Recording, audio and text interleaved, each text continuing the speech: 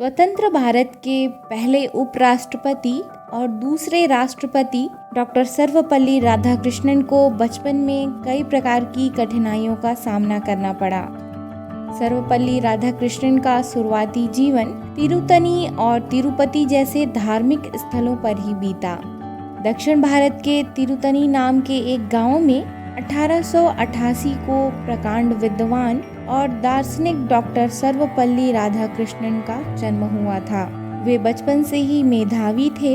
उन्होंने दर्शन शास्त्र में एमए की उपाधि ली और सन 1916 में मद्रास रेसिडेंसी कॉलेज में दर्शन शास्त्र के सहायक प्राध्यापक नियुक्त हो गए। इसके बाद वे प्राध्यापक भी रहे।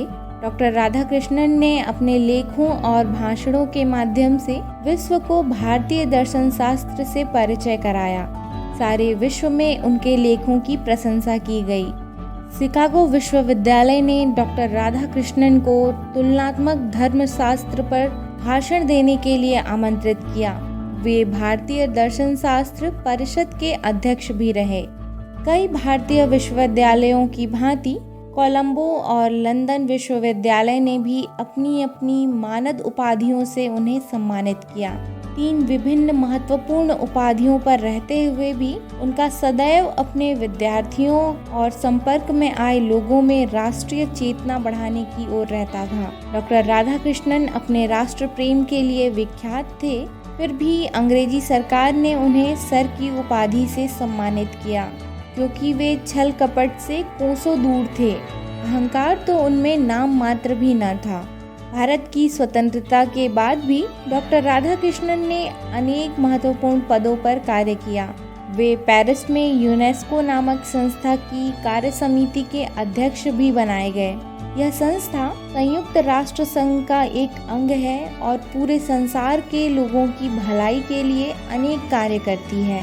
सन 1949 से सन 1952 तक डॉक्टर राधाकृष्णन रूस की राजधानी मॉस्को में भारत के राजदूत पद पर रहे। भारत रूस की मित्रता बढ़ाने में उनका भारी योगदान रहा था। सन 1952 में वे भारत के उपराष्ट्रपति बनाए गए। इस महान दार्शनिक, शिक्षाविद और लेखक को भारत के प्रथम राष्ट्रपति डॉक्टर राजेंद्र प्रसाद जी ने देश का सर्वोच्च अलंकरण भारत रत्न प्रदान किया।